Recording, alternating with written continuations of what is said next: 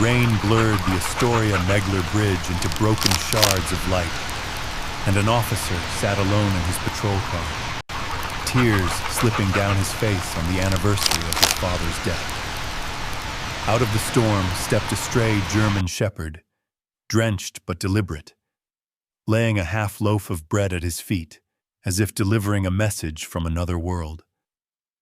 On the paper bag, smeared in red ink, were the trembling words, "For I am." Who was this bread truly meant for? And how could a forgotten dog carry the weight of such a secret? Rain came down in silvery sheets, blurring the glow of the Astoria-Megler Bridge into shards of fractured light on the restless surface of the Columbia River. The city's edges faded into gray, the distant foghorns and slap of waves against the old pilings the only sounds that kept the world from feeling entirely underwater. Officer Marcus Hale sat hunched behind the wheel of his patrol car, the engine idling softly, the radio crackling in and out. Inside the car, the air smelled faintly of wet wool and coffee long since gone cold. He shouldn't have come out tonight. Not really. Not on the anniversary. But the river had called to him, a kind of anchor or maybe a tether, to keep him from drifting too far into memories he didn't want to visit. The city was quieter than usual, the kind of night where old ghosts crept out from under the docks and the past became harder to keep at bay. The wipers worked half-heartedly across the windshield, unable to keep up. Beyond the glass, the rain was relentless.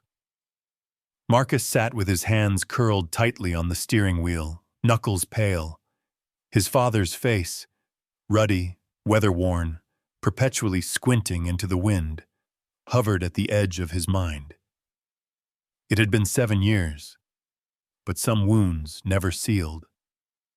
A hot sting rose in Marcus's eyes, and he scrubbed at them with the heel of his palm. He could blame it on the fatigue, on the ceaseless drizzle, but tonight, he didn't have the strength for excuses. Tears fell, silent and unbidden, slipping down the grooves of his cheeks, mixing with the condensation on his skin. That was when he noticed the movement outside, just at the edge of the street lamp's glow, an indistinct shape crossing from the shadowed riverside path onto the empty road. For a split second, he thought it was another lost soul, one of the regulars who haunted these banks, searching for shelter or solace. But this figure was low to the ground, steady in its purpose. A German shepherd, drenched to the bone, emerged from the darkness. She walked with the calm, measured gait of a dog with somewhere to be, or perhaps someone to find. Her coat, once sable and proud, was plastered flat against her ribs, tail hanging low but not tucked. She carried nothing on her but the rain, and yet something about her posture radiated intent. Marcus watched, heart squeezing with a dull ache. He rolled down the window an inch, felt the wet chill slip in, and called out softly. The dog didn't react to his voice, but instead approached with quiet caution, nose twitching as if reading the secrets of the night. Then, without ceremony, the shepherd set something gently on the pavement at Marcus's feet, a half loaf of bread, crust still warm enough to send up the faintest wisp of steam, protected in a paper bag spotted with rain. She did not beg or bark. She simply stepped back, sat, and met his gaze with liquid brown eyes, as deep and unreadable as the river itself. It was a peculiar gesture, one Marcus couldn't decipher. He hesitated, glancing down at the bread, then back at the dog. For a long, suspended moment, the world shrank to just the two of them. A grieving officer and a patient, mysterious animal, both battered by the weather, both shelterless in their own way. Lightning flickered over the bridge, throwing shadows in sharp relief. The reflection of the bridge lights trembled across the water like stained glass smashed and scattered, and Marcus felt the oddest compulsion to weep again. Not for loss this time, but for the strange, insistent hope that something in this night was reaching for him. With shaking fingers, Marcus opened his car door. Rain sheeted down his back as he bent to pick up the loaf. The bag was heavier than it looked. The paper softened but not torn. The crust still exhaling a yeasty warmth that startled him with its intimacy. He turned it in his hands and froze. On the outside of the bag, stamped with the familiar logo of Blue Scorcher Bakery, the neighborhood bakery his father had always loved, someone had scrawled in wavering red ink, "For I am." The handwriting trembled, the letters cramped, as if written by a hand not used to confession. A chill threaded up Marcus's spine, quick and electric. He glanced at the dog, who was now standing, body tense but not aggressive, as if waiting for his reaction. There was something intelligent in her posture, a kind of question in the set of her ears and the angle of her head. He knelt on the wet ground, ignoring the cold as it soaked through his trousers. The shepherd didn't flinch, only inched closer until Marcus could see the rain dripping from her muzzle, her chest rising and falling in slow, even breaths. Her collar was gone. She wore no tags, no name, only the faint impression where a band once pressed against her neck.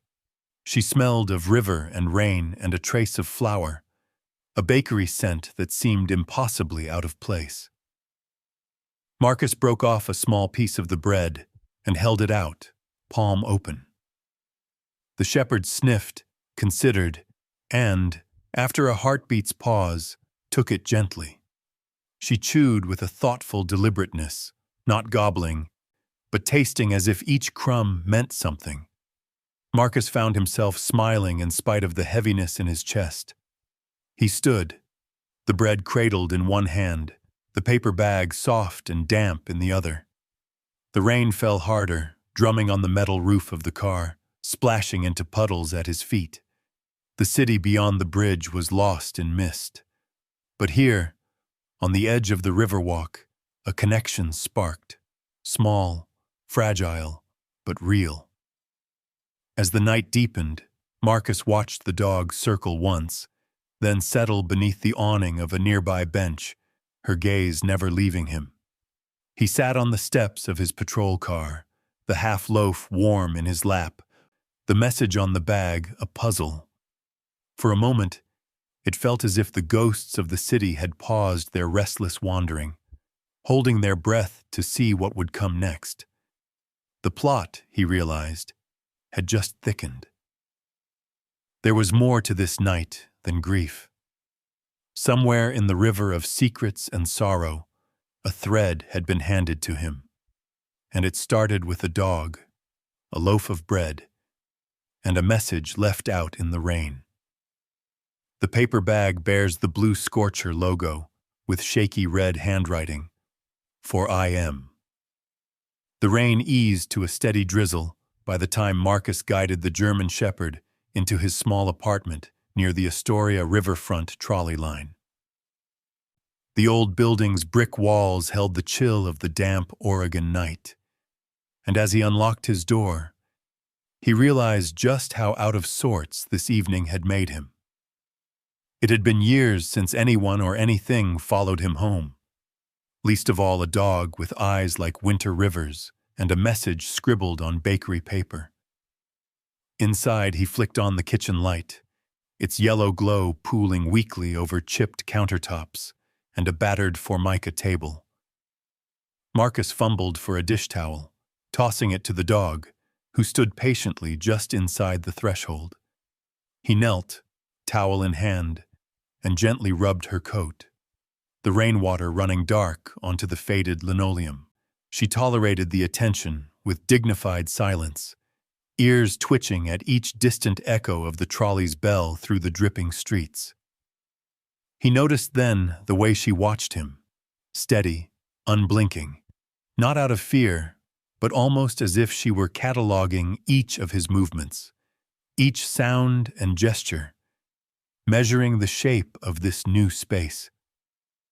There was no collar, only the faintest outline in her fur where one might have been.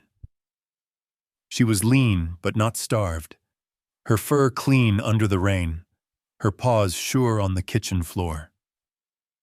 Marcus wondered how long she'd been out there, carrying her mysterious half-loaf from one corner of the city to another. He broke another piece from the bread and set it on a chipped saucer, sliding it toward her. The shepherd ate slowly, each bite measured, never hurried. Marcus felt a wave of kinship with this animal, two solitary souls, each taking comfort in rituals. He poured himself coffee, black and tepid, then set the kettle on to boil.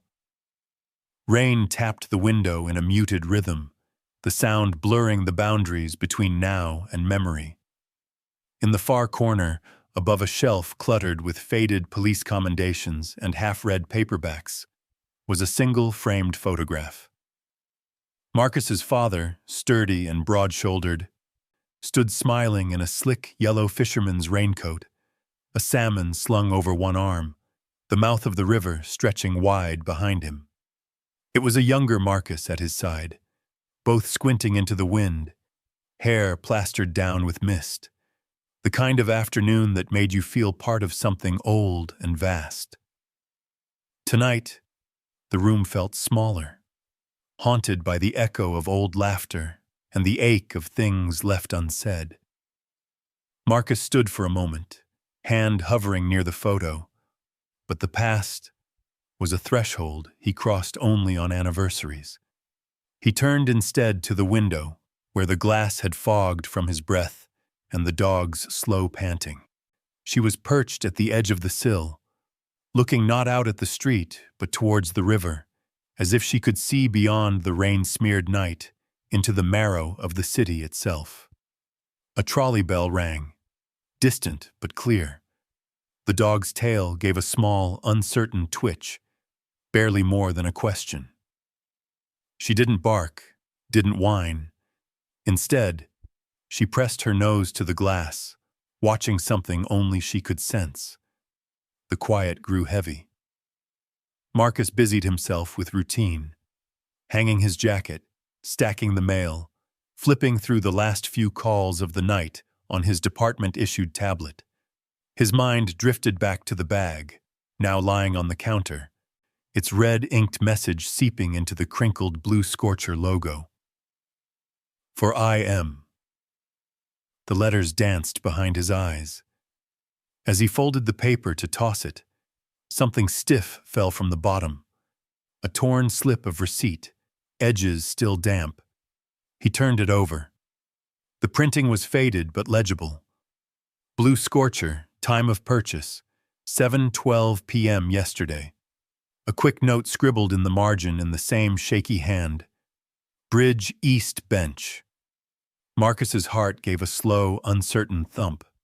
Someone had meant this bread, and whatever it symbolized, to find its way to a person, a place, or a memory. And the dog, somehow, had become the messenger. He looked at her again, wondering about the chain of trust and need that led from bakery to riverbank, from a stranger's kitchen to his own silent night. The air in the apartment was tinged with the ghost of baked bread and rain-soaked fur. Marcus felt the pressure of exhaustion, but also the stirrings of a quiet compulsion. He owed something, to the dog, to the name on the bag, to the empty places that filled up with sorrow and hope each time the river overflowed.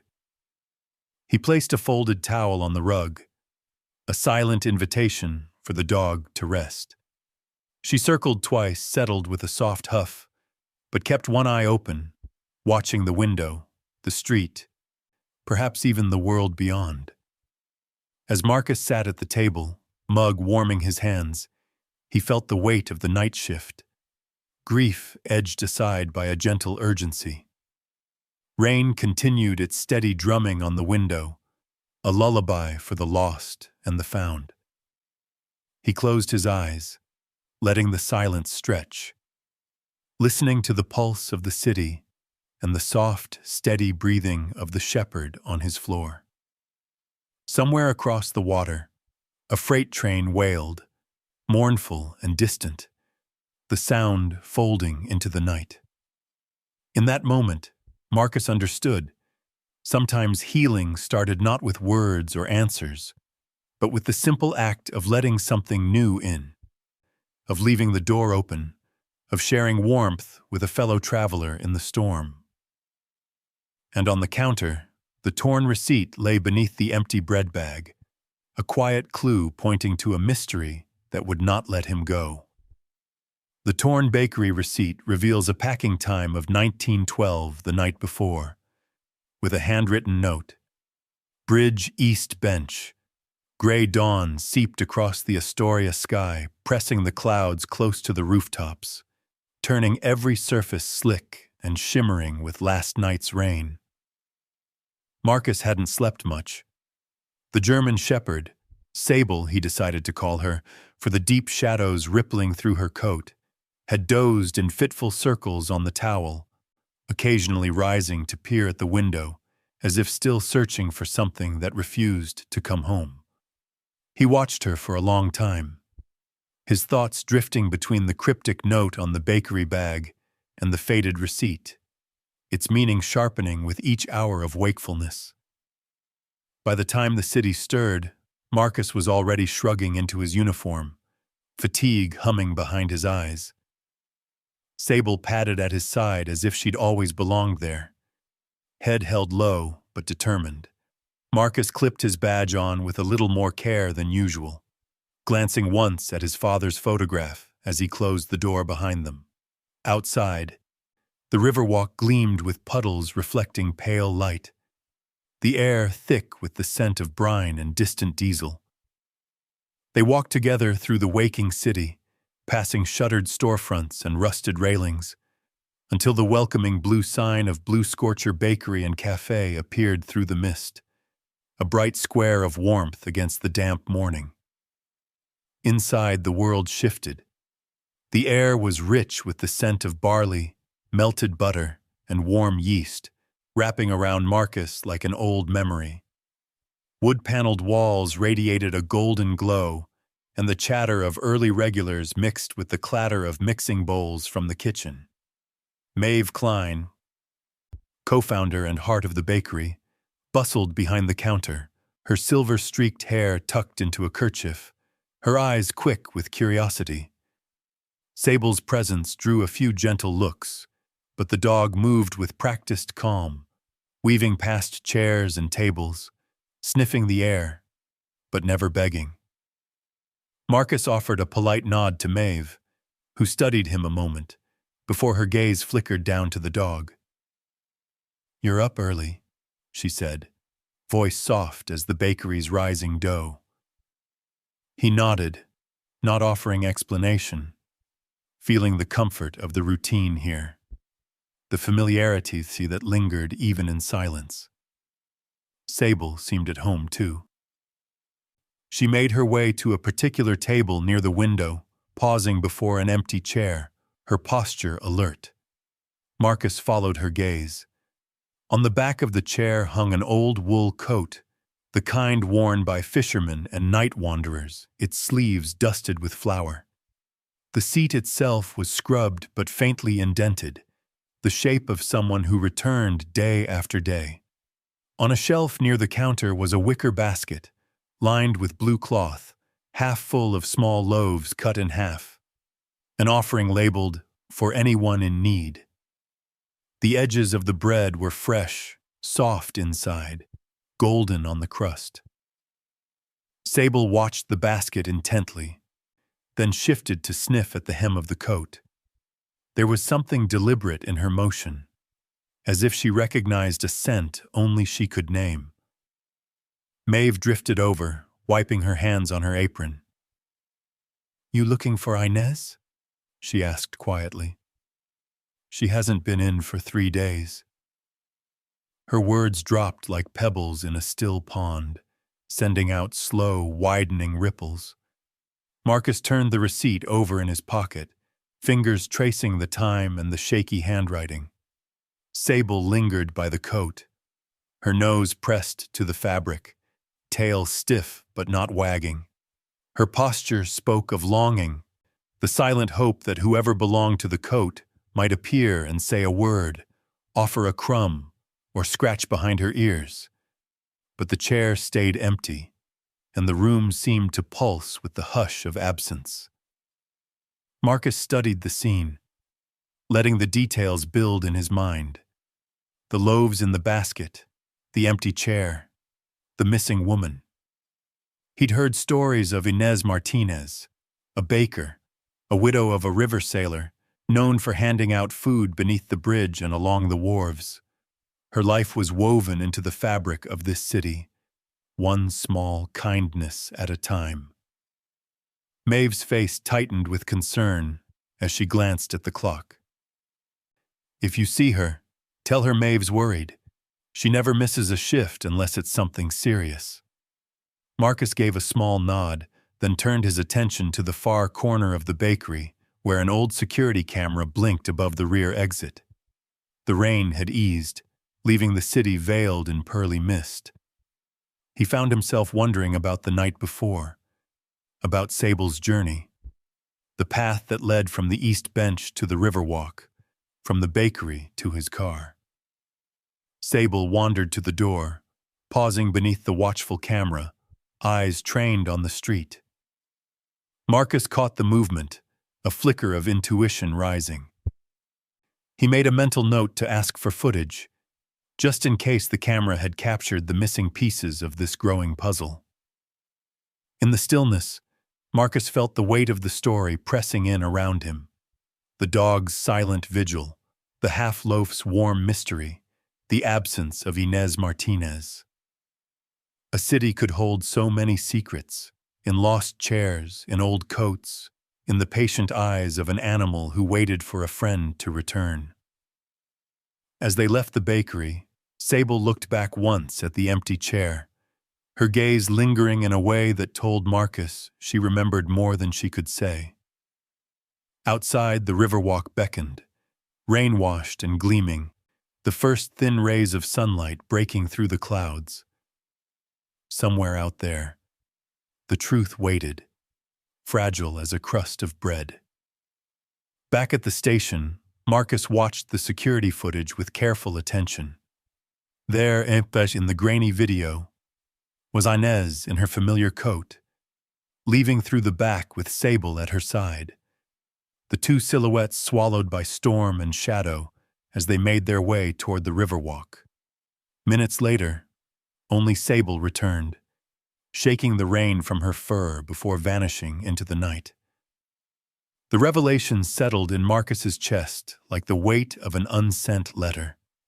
He glanced at Sable, who now lay curled at his feet, her breathing steady but eyes restless. The dog had seen what the city had not. The path forward was suddenly, sharply clear. There was more to find, and the only way out was through. Security camera footage shows Sable leaving with Inez into the stormy night. Only Sable returned. Mist lingered over the Astoria Riverwalk as Marcus and Sable stepped back into the gray hush of the late morning. The city had shaken off the night's storm, but the air still held the cool bite of salt and rain, clinging to the wooden rails and rusted lampposts that lined the waterfront palmo. Gulls circled overhead, their sharp cries echoing across empty parking lots and tangled stacks of crab pots abandoned by the tide.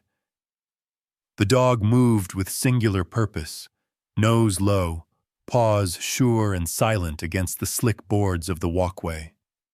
Marcus followed, heart pounding with a cocktail of apprehension and resolve. Each step seemed to pull him further from the world of routine patrols and into something older and stranger, a place of secrets pressed into the bones of the city. They passed a fisherman hunched over a battered tackle box, his raincoat patched and shining with fresh moisture. He nodded, eyes flicking from Marcus's uniform to Sable's intent posture.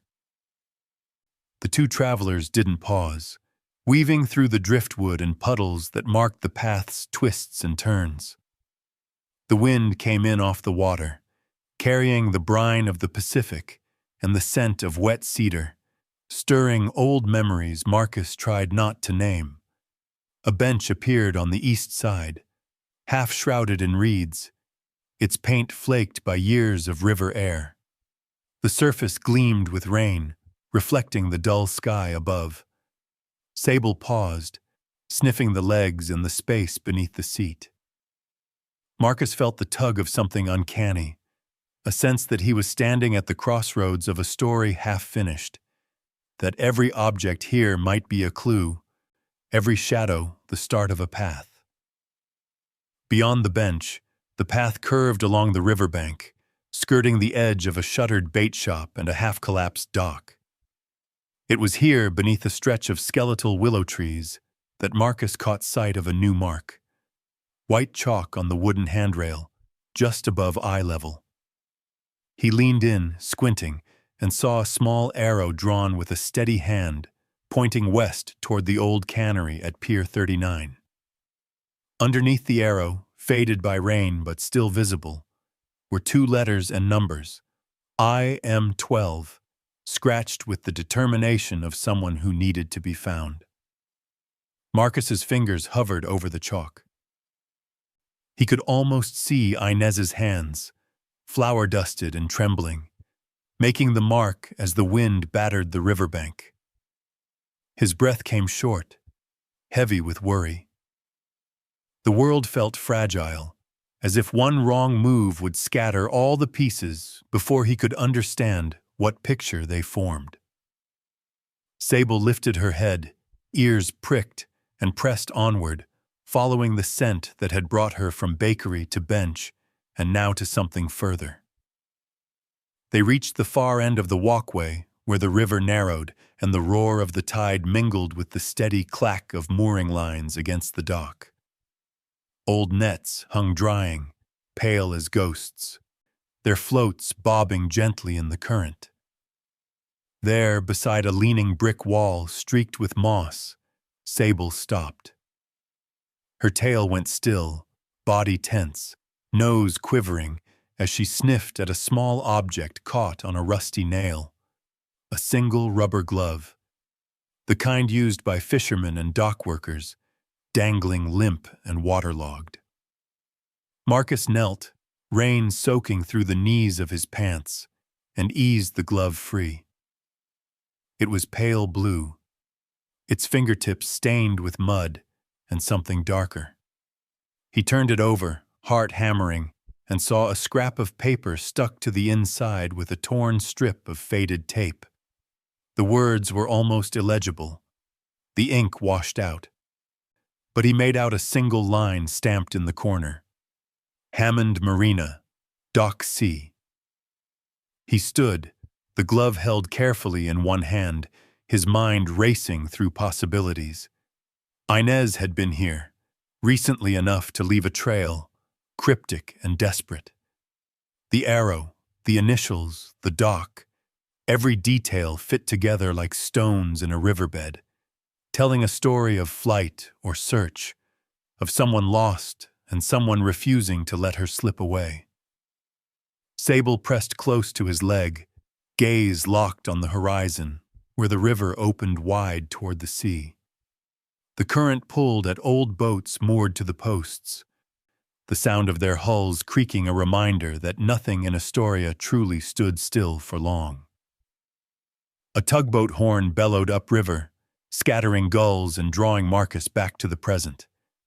He tucked the glove into his jacket, his mind already moving toward Hammond Marina, Dock C, the next thread in this unraveling mystery. He led Sable away from the river's edge, the city around him shifting from the familiar grid of streets and shops, to the uncertain terrain of clues and intuition. The dog matched his stride, every muscle tuned to the scent of rain, river, and the woman who'd gone missing. Behind them, the Riverwalk lay quiet, marked now by one more secret: chalk on wood, a glove on a nail, and the silent promise that somewhere out there the story was not yet finished. Inside the rubber glove is a faded stamp: Hammond Marina, Dock C. Hammond Marina sprawled beneath the brooding sky, gulls wheeling and crying, as if summoned by the memory of lost ships and stories untold. The air here was sharper, saturated with the tang of salt and the underlying reek of diesel, fish scales, and sodden wood. Marcus's patrol car rolled to a stop on the uneven gravel, its headlights sweeping across rows of pickup trucks and battered Subaru wagons, all flecked with salt and speckled with the grit of 100 storms. Sable was out first, vaulting lightly to the ground, her movements alert but wary. She paused at the edge of the lot, nose raised, tail flicking, as if she could scent all the histories layered along these docks. Shouts from the cannery, midnight deals, the slow ache of tides rising and falling against pilings green with age. Marcus scanned the marina. At this hour, most of the boats swayed quietly in their berths, rigging clattering softly in the persistent wind. From across the lot, a figure raised a hand, a weathered man in a faded watch cap, shoulders broad under an old work jacket. Caleb Dunn, the marina's caretaker, stood with a caution that never quite left his posture, as if still expecting the river to throw him some new crisis at any moment.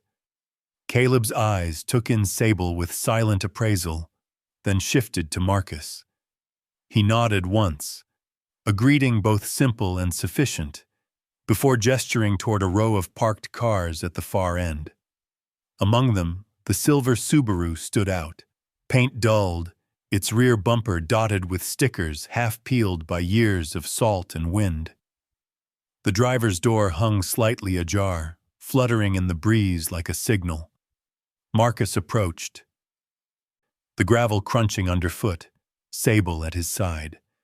He paused by the Subaru, noticing the familiar bakery bag wedged into the passenger seat, a blue scarf knotted around the headrest. The interior held the sweet, faint scent of bread and wool, underscored by the metallic edge of sea air. He reached for the back door, unlocked, unhurried. Inside, a shallow wicker basket lay atop a pile of old newspapers, its contents carefully arranged. Half loaves of bread stacked like offerings, several lidded cups of oatmeal, and a rolled-up knitted scarf, its yarn flecked with breadcrumbs and the faintest trace of flour. Tucked beside the basket was a thermos and a half-empty packet of tissues. Each item felt deliberate, assembled with the habitual tenderness of someone who'd spent years tending to the needs of others. Sable hopped into the back seat, nose twitching as she methodically inspected each item.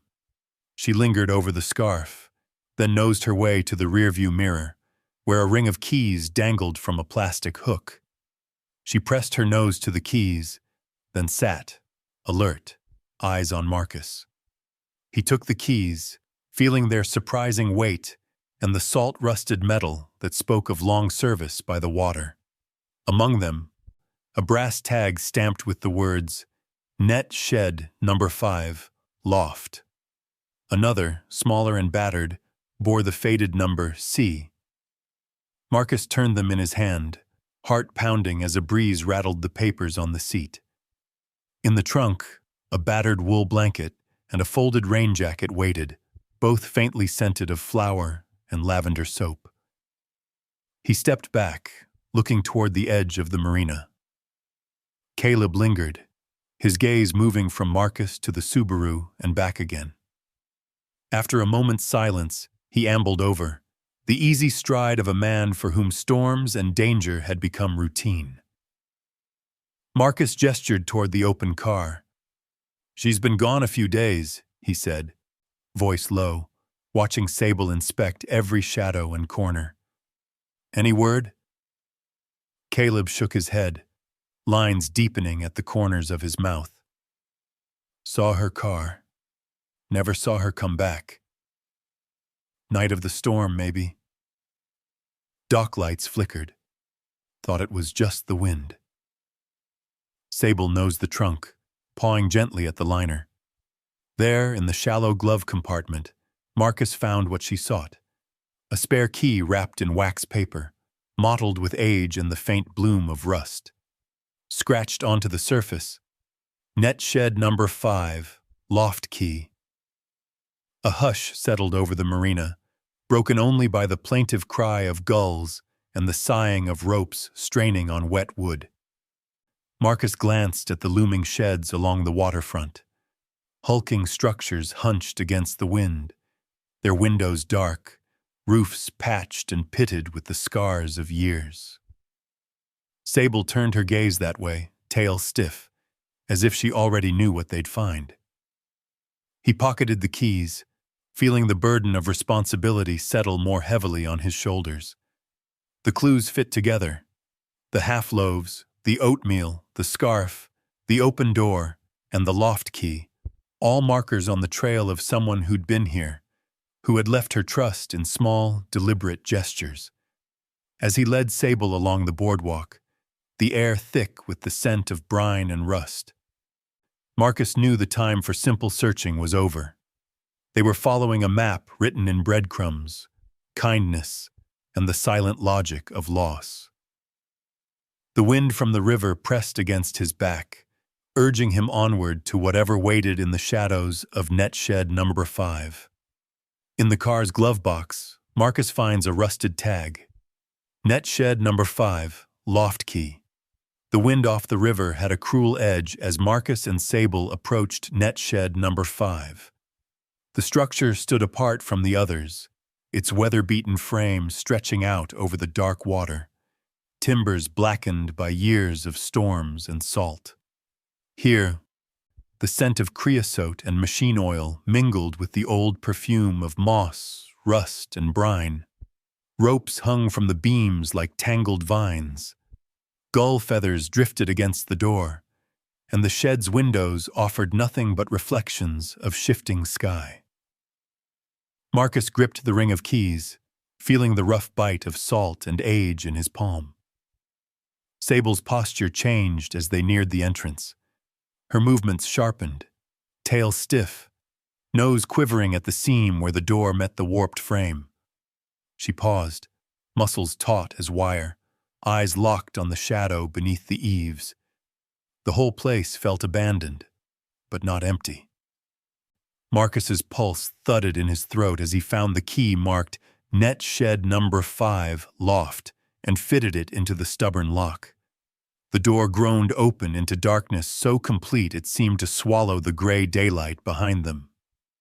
The interior was cavernous, its high rafters lost in shadow, beams thick with spiderwebs and the memory of 1,000 tides. Marcus's flashlight carved thin ribbons through the gloom, dust motes swirling in the pale cone of light. The air inside was cool and damp, the silence broken only by the faint drip of water and the distant slap of waves against barnacled pilings. He stepped inside, Sable at his heel. Her head low, but ears forward. Each step echoed, wood creaking beneath their weight. Along one wall, battered crab pots and torn nets slumped in untidy heaps, smelling of seaweed and the metallic tang of old fish. Rusted hooks dangled from overhead beams, swinging gently as the building sighed with the movement of the river below. Near the center of the shed, a narrow wooden staircase led upward, vanishing into the darkness above. Sable darted ahead, paused silent on the old steps, her form briefly outlined against a high window where light leaked through a gap in the planks. Marcus followed, feeling each vibration in the structure, every groan of timber and snap of drying wood a warning. Up here, the air was sharper, tinged with the cold scent of rain-soaked plywood and forgotten lives. At the top of the steps, a loft opened out beneath the sloped roof. It was cramped and cluttered, a world apart from the chaos below. Old boxes and tarps were stacked against the walls, and in the far corner sat a battered folding chair, a thin blanket draped across the seat. An empty plastic pill bottle rolled beneath the window, its label long since worn away. A faded book of crossword puzzles, pages spotted with damp, lay open atop a battered tackle box. Sable sniffed the air, then moved to the chair. She circled once, then pressed her side against the thin blanket, tail thumping softly before she stilled. Marcus's gaze swept the loft.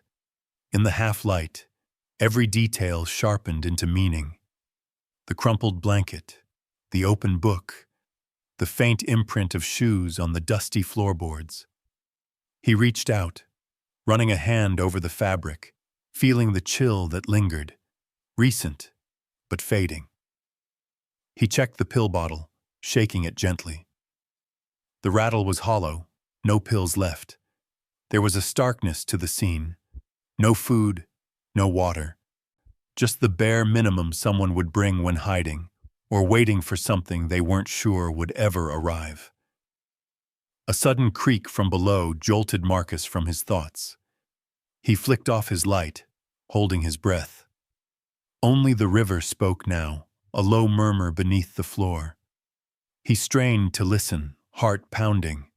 No voices, no footsteps, just the old shed groaning under the shifting weight of the tide. He moved to the window, peering out over the docks and the wind-whipped surface of the water. A sense of urgency prickled his skin. The clues had led him here. Breadcrumbs scattered by kindness, desperation, or both. Inez had found this place, left a trail of half-loaves and marked doors. But why vanish into this hollow, waiting for help that hadn't come? Suddenly, from somewhere in the floorboards at the far end of the loft, there came a faint, deliberate sound. 3 short knocks, 3 long, then 3 short again. Marcus froze, adrenaline searing through his body. He recognized the rhythm instantly. SOS. Someone was signaling, the knocks so weak they could have been lost amid the shifting building. Sable leapt to attention, paws scrabbling at the floorboards where the sound had come from. Marcus knelt beside her, pressing his ear to the wood. The Morse code repeated, barely audible, almost lost to the groans of the shed and the sighing of the river. He fumbled for his flashlight, sweeping the floor until he found the faint outline of a trap door, half hidden beneath a tarp and an old crate. He dug his fingers into the gap, pulling hard. The wood groaned in protest, but slowly the trapdoor lifted, releasing a musty rush of air. Sable barked once, sharply, tail rigid. Below, in the gloom, a cramped crawl space revealed itself. Too dark to see, but not empty. The air was thick with the smell of damp fabric, old wool, and a desperate, unmistakable hope. The knocking ceased, replaced by the faint, shaky intake of breath. Marcus's heart hammered as he reached for his radio, calling for backup. Sable pressed close, eyes bright, every muscle straining toward the darkness. Above the river, the shed creaked and shuddered, as if the building itself could sense the balance tipping, from search into rescue, from absence into hope.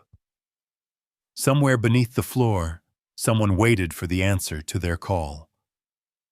From beneath the loft floor, Marcus hears a weak SOS signal. 3 short, 3 long, 3 short knocks. The air inside net shed number 5 turned colder as Marcus pried at the edges of the trapdoor, every muscle tight with urgency. Outside, the wind whipped across the marina, rattling windows and driving sheets of rain against the walls. It was as if the whole world held its breath, waiting to see if hope could outlast the rising storm. The wooden boards under Marcus's hands moaned with protest. Sable stayed close, pressing her nose into the gap, whining with a mixture of impatience and certainty. Every knock from below echoed through Marcus's chest, a lifeline in code, a signal that someone somewhere still believed rescue was possible. His fingers ached as he strained against the swollen wood, damp and splintering beneath his grip. He reached for the old pry bar hanging from a nail in the corner and wedged it under the edge of the trapdoor. Rain hammered the roof, water leaking through seams and pooling in dark, sticky puddles. The storm outside intensified, the building shuddering as wind howled along the eaves, filling the loft with a constant, low roar. Marcus planted his feet and heaved. With a shriek, the board cracked, one corner lifting just enough to reveal a sliver of blackness beneath. Before he could move further, a violent gust rattled the shed. A window pane exploded inward, shards of glass spraying the floor and sending a spray of icy rain across his back. Startled, Marcus slipped, the pry bar clattering away. The trapdoor banged shut, pinning his hand between wood and beam. White-hot pain shot up his arm, and for a moment he saw only the blur of water, the dizzying pitch of adrenaline and fear. He fought to steady his breath. The shed's timbers groaned under the stress, the whole structure trembling as another blast of wind slammed the wall. Sable barked and spun, eyes darting from Marcus to the trapdoor, as if begging him not to stop now. Lightning flashed, illuminating the chaos in stark, searing white. And Marcus caught sight of the tangled rope hanging from a support beam, the old lifeline used by dock workers for years. Clenching his jaw against the pane, Marcus pulled free, blood welling from a gash on his knuckles. He grabbed the rope and looped it around a nearby post, securing it as best he could with trembling fingers. Sable danced anxiously at his side, whining in a low, urgent tone. Rainwater poured in through the broken window, turning the boards slick, the cold numbing Marcus's skin. He wedged the pry bar under the trapdoor again, and bracing himself, pulled with all his remaining strength. Sable lunged forward, teeth clamped on the rope's end, adding her weight to the effort. The board shifted at last, creaking open on rusty hinges. A draft of air, stale, tinged with sweat and old wool, rose from the darkness. Marcus peered down, flashlight trembling in his grip. Below, nestled in the shadows of the crawlspace, lay a narrow pallet made from old canvas and blankets. An elderly figure huddled at the far end, her body swaddled in a faded scarf and a fisherman's jacket several sizes too big. Her hair clung in white wisps to her forehead, lips tinged blue with cold, but her eyes blinked in the light. Tired, wary, fiercely alive.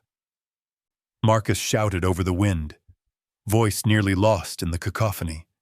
He slid the rope into the crawlspace and anchored himself, easing down with more care than speed. Sable followed halfway, paws steady on the splintered ladder. The woman, her face unmistakable now as Inez Martinez, tried to push herself upright, but her strength failed and she slumped back, breath ragged and shallow. Marcus wrapped her in the emergency blanket from his kit, careful of her shaking hands and bruised skin. He pressed his palm to her cheek, chilled but not lifeless, and glanced at Sable, who wedged herself beside Inez, radiating body heat into the cramped dark. Another fierce gust rattled the walls, sending a shudder through the beams overhead. Adrenaline burned through Marcus as he fumbled for his radio, voice cracking as he called for backup. Rain lashed the shed, the rising tide beginning to lap at the pilings below. Every second counted now, the world narrowing to this fragile bubble of warmth in the middle of a raging storm. Above, a groan split the air as one of the floorboards gave way. Marcus felt the whole loft shift beneath him, the building's age and the night's violence conspiring to turn rescue into disaster. With practiced calm, he shouldered Inez's frail body, hauling her up the ladder while Sable steadied their ascent, teeth bared against the cold. He barely noticed the pain in his hand or the wet chill crawling under his collar. Every sense sharpened. He heard the creak of the shed, the crash of waves, the rising wail of sirens somewhere across the marina. He knew this was the final chance. He gripped Inez tighter, Sable nudging from behind, the three of them inching toward the pale, broken light of the loft. Outside, the storm raged, but inside, a thin thread of hope was being pulled from the jaws of the night. Marcus staggered to his feet. Inez held close, Sable braced beside him. Behind them, the trapdoor hung open, the crawl space empty, but for the memory of fear and the echo of an SOS knocked in darkness. As he crossed the loft, a flash of color caught his eye. A wine-red scarf tangled behind a beam, the very one Inez always wore at the bakery. He snatched it up, tucking it around her shoulders. The small gesture felt monumental, a promise kept against impossible odds. The shed shook again, but Marcus pressed forward, footsteps ringing with determination as the world outside howled and the long night neared its end. In the hollow wall, Marcus spots Inez's distinctive wine-colored scarf, the one she always wore at Blue Scorcher. As the chaos of the storm pounded the marina, Marcus staggered through the loft of net shed number 5, cradling Inez in his arms, her frail weight feeling both feather-light and impossibly heavy. Sable stayed close, never letting her nose drift from Inez's knee, her coat drenched, but her eyes fixed and sharp, refusing to be separated from the woman she had followed through darkness and rain. Lightning cracked outside, throwing warped shadows across the ancient beams. The scent of the river, the cold rush of air from the broken window, and the sharp, persistent brine of old nets all pressed in on Marcus. He felt as though the shed itself might collapse at any moment, the wind urging him faster, the floor groaning under every step. Inez shivered in his arms, her lips pale and her breath shuddering but still, miraculously, present. He lay her gently on the thin pallet near the trapdoor, wrapping the wine-colored scarf snug around her neck and shoulders. Her eyes fluttered open, pupils slow to focus. Marcus moved quickly, but methodically, pulling a foil blanket from his emergency kit, tucking it around her with hands that trembled more from urgency than from cold. He pressed 2 fingers to her wrist. The pulse he found there was faint but determined, the stubborn insistence of someone who had weathered many storms. Sable pressed her body against Inez's side, radiating warmth and comfort. The old woman's hand found the dog's fur, curling instinctively into it, and a soft sigh escaped her lips. For a moment, the roar of wind and rain seemed far away, replaced by the rhythmic sound of Sable's steady breathing. Marcus's radio crackled, and he raised it to his lips, voice rough with effort. "Officer down, net shed number 5, medical, backup, and shelter needed. 1 elderly female, hypothermic but alive."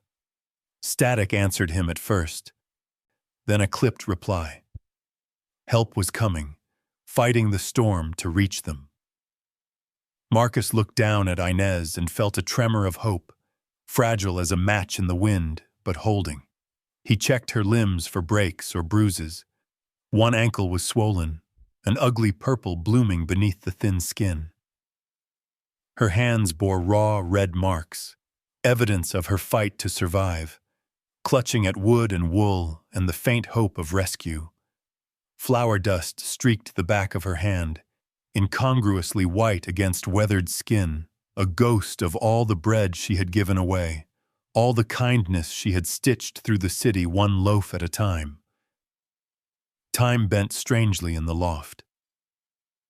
Marcus lost track of minutes as the world narrowed to the small, shivering space where Inez hovered between waking and sleep, pain and relief. He heard Sable's steady breath, the faint hum of his own heart, the wail of sirens finally cutting through the howl of wind. From below came the echo of boots on wet planks, Caleb Dunn's voice low and urgent carrying up the stairs. The marina caretaker appeared in the hatchway, his weathered face creased with worry but shining with determination. Blanket foil unfurled, Caleb and Marcus worked together, easing Inez onto the makeshift stretcher. Sable refused to leave her side, only moving when Marcus reassured her with a steady hand. They navigated the narrow stairs, the boards creaking under their weight, every step a gamble against the weakening timbers. Outside, the wind battered them, driving rain against their faces as they hurried across the dock toward the blinking lights of the waiting ambulance. The world was a storm of color and noise, red lights flashing across slick boards, the metallic tang of blood and river water in the air, shouted instructions barely audible over the gale. Inez's eyes flickered open as the EMTs lifted her onto the gurney. She tried to speak, her voice only a whisper. But Marcus caught the faintest curve of a smile on her lips as she clung to Sable's fur. Her hands bore traces of flour even now, the indelible mark of a life built on giving. The scarf, rescued from the shadowed loft, lay snug at her throat, a small promise that no one is ever truly lost while memory and kindness endure. Caleb pressed a steaming mug of weak coffee into Marcus's hands.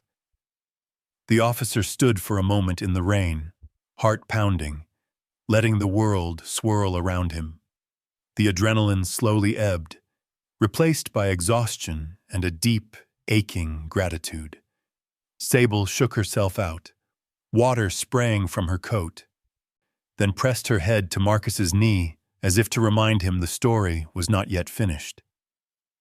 As the ambulance doors closed and the sirens faded into the storm, Marcus caught sight of something tucked in Inez's sodden apron pocket, a crumpled slip of paper, nearly illegible from the rain.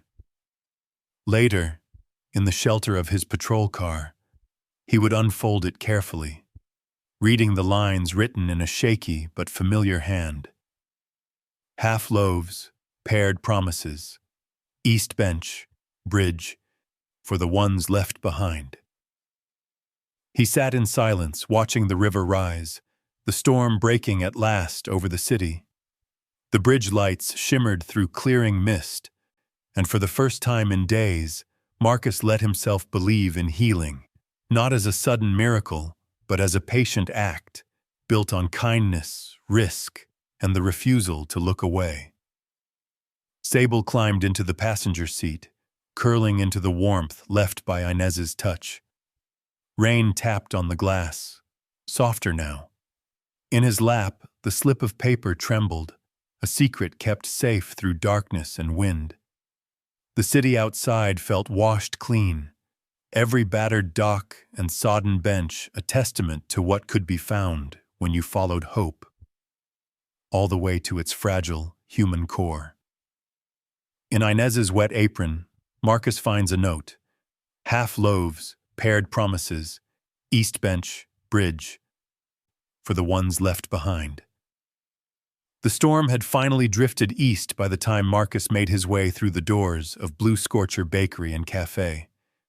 The morning light crept tentatively over the soaked streets, gleaming in puddles and pooling along the curb where river mud and wind-blown leaves had gathered. Inside the bakery, the air was heavy with the scent of cinnamon, coffee, and warm bread. A familiar comfort after so many days of fear and rain. Inez was there, propped against a mountain of pillows on a battered sofa in the corner, her hands wrapped around a chipped mug of herbal tea. A thick wool blanket, smelling faintly of lavender and old flower, was draped around her shoulders.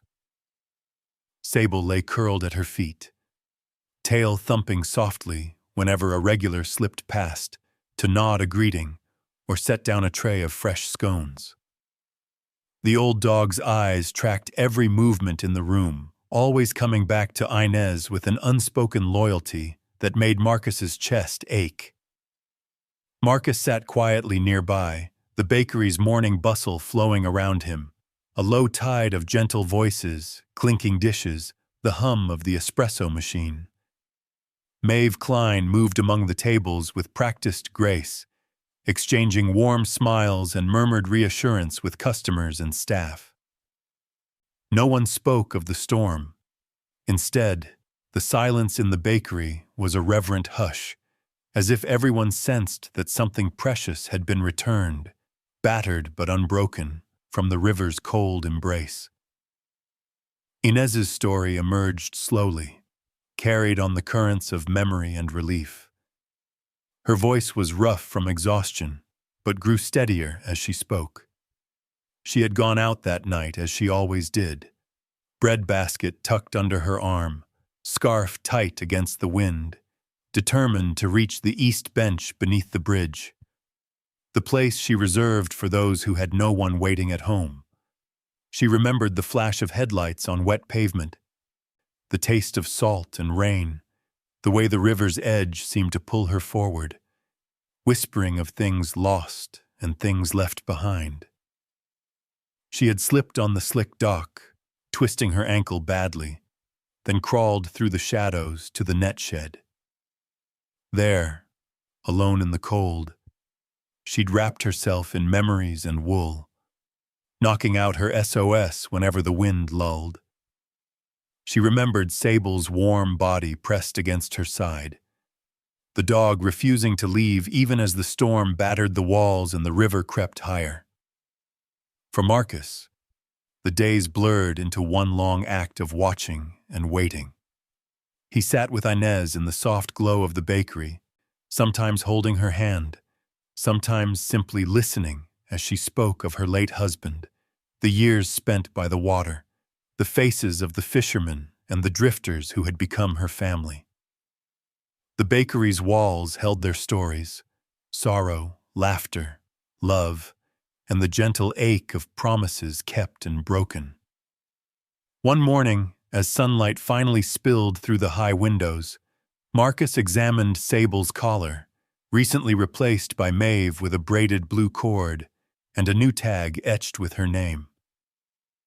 A quiet conversation with the local vet revealed more. Sable had once belonged to an elderly man across the river at Cape Disappointment. After his death, the dog had wandered, following a trail of scent and memory over water and through wind. She had found Inez along the riverwalk one evening, and from then on, the two had shared their rituals, half a loaf for every bench, every soul left behind, every old promise waiting to be answered. The realization struck Marcus like a tide. The half-loaves had never been simple charity. They were a pair of promises, one for the living, one for the lost. Inez's ritual was not just about feeding the hungry. It was about honoring those whose names had faded, keeping a place at the table for those who never returned.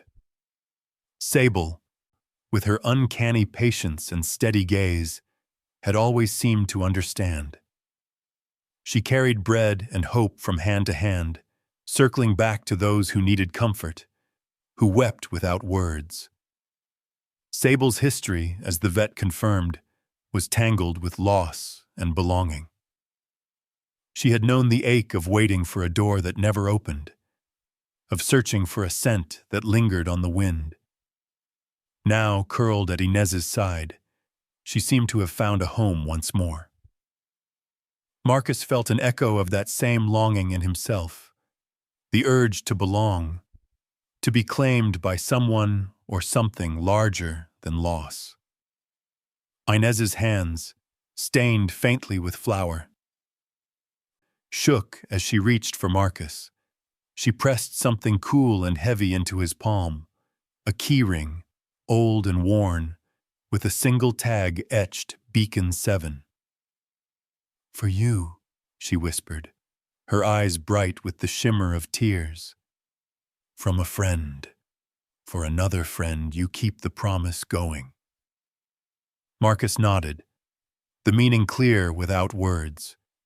He tucked the keys into his jacket, looking at Sable, then at the river sparkling beyond the bakery's windows. The story was not finished. There were still benches waiting, half loaves to share, promises to keep. And as the morning passed, Inez drifted into sleep, her breath slow and even.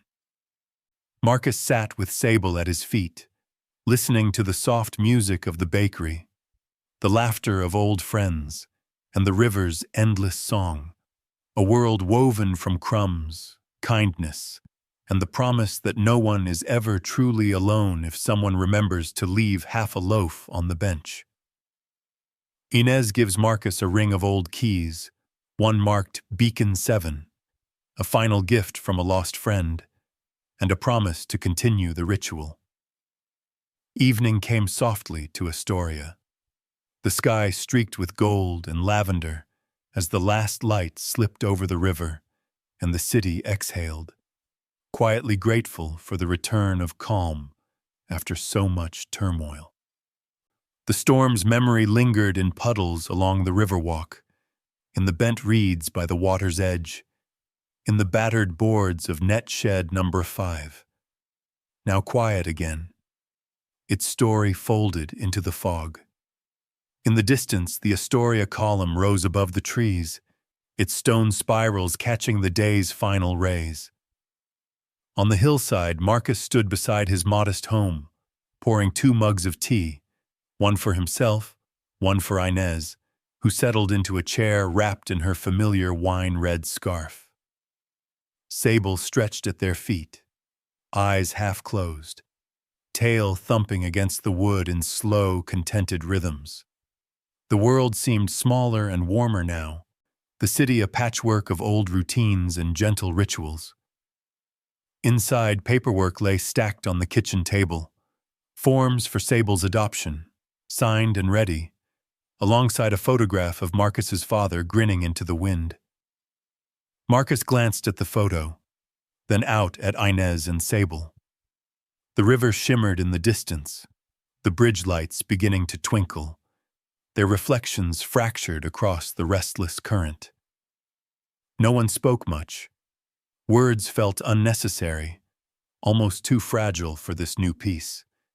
Instead, they let the evening wrap around them, a blanket woven from silence and shared memory. Marcus felt the weight that had clung to him since the night of the storm begin to lift, replaced by something softer, something like hope. A few days had passed since Inez returned to Blue Scorcher, but she moved more slowly now, the ordeal written in the lines around her eyes and the careful way she shifted her weight. Maeve visited often, always bringing a loaf of dark bread or a handful of scones, her presence a quiet reassurance that the city's heart still beat strong. Marcus found himself drawn more often to the east bench under the bridge, the place Inez had favored for her half-loaf ritual. One afternoon, as the river's wind tugged at his coat, he set down a half-loaf on the sun-warmed slats, leaving the other half in his pocket. Sable sat beside him, her ears flicking at every footstep and distant horn. Across the water, the lighthouse at Cape Disappointment glimmered faintly through the mist. He ran his fingers over the ring of keys Inez had pressed into his hand, the tag marked Beacon 7 catching the late sun. The meaning of the gift still unfurled in him, quiet and mysterious, a link to another story, another friend, another promise yet unfulfilled. For now, it was enough to know that someone had thought of him, trusted him with the next step in the chain of care that wound through their city like an invisible thread. In the weeks that followed, Marcus noticed small changes everywhere. At Blue Scorcher, a new sign appeared above the basket of half-loaves. Half shared, whole again. Neighbors paused to read the words, some nodding, some quietly slipping away a piece of bread to carry to a friend, a stranger, or a memory that still waited on the river's edge. Inez grew stronger, her laughter returning in bursts, her hands steady once more as she kneaded dough or stitched old scarves for those in need. She rarely spoke of that long, cold night, but sometimes Marcus caught her looking at Sable with a knowing smile, as if the dog's quiet loyalty was the only explanation necessary for why she had survived. Marcus kept his own rituals. He walked the river walk in the early mornings, pausing at every bench Inez had once visited, Sable nosing at each spot with gentle insistence. Sometimes he found an extra half loaf resting on the wood, a silent message that others had picked up the habit, an unbroken chain of kindness. Each act small but sturdy, strong enough to bind a city together. He thought often of his father, of the lessons learned in the hush before dawn on the river, the patience required to wait for what mattered, the courage to reach out when the world felt indifferent or cruel. Grief softened in the face of these new beginnings, shaped into something less jagged, more manageable. One evening, after a long patrol and a stop at the bakery, Marcus found himself at the east bench again, Sable at his heel, the river glinting with the colors of the setting sun. He pulled from his pocket a folded card, the same one he'd seen on the bakery counter days before. On the front, written in a careful hand, half shared, whole again. He left it beside the half loaf and sat back, letting the peace of the river wash over him. A gust of wind stirred the leaves, and for a moment, Marcus imagined another figure sitting beside him, a sailor's widow, a lost dog. A friend long gone but never truly absent. He looked at Sable, who nudged his hand with her nose as if to say, "I'm here. We're here." The story continues. In the distance, the lighthouse beacon flashed, steady, unwavering, a reminder that there are always new mysteries on the horizon, always another soul waiting for rescue, another promise waiting to be kept. Marcus smiled, feeling the warmth of Sable's fur, the comfort of Inez's laughter drifting on the evening air, and the certainty that, at least for tonight, no one was left behind. The river flowed on, the bridge lights burning through the darkness, the city whole again, if only for a little while. The Beacon 7 key belongs to a storage room at the lighthouse on Cape Disappointment, hinting at another story. Why Sable always left half, and who else waits for a promise fulfilled. As the sun dipped behind the bridge and the city exhaled at last, Officer Marcus, Inez, and Sable found themselves bound not by tragedy, but by the simple acts of showing up, of sharing what little they had, and refusing to let anyone slip through the cracks. In the end, healing was never a thunderclap. It was a slow, quiet return, built on half loaves, second chances, and a dog who never stopped believing in home. Maybe that's the lesson we all need reminding of, that every small kindness echoes further than we know, that hope lives on in the crumbs we leave behind, the benches we return to, and the hands we reach for when the storm finally breaks. If this story stirred something in you, a memory, a question, or even just a quiet ache, share your thoughts below. Have you ever experienced a moment where an unexpected gesture or a loyal friend helped you find your way back to the light? Your story might just become someone else's sign of hope.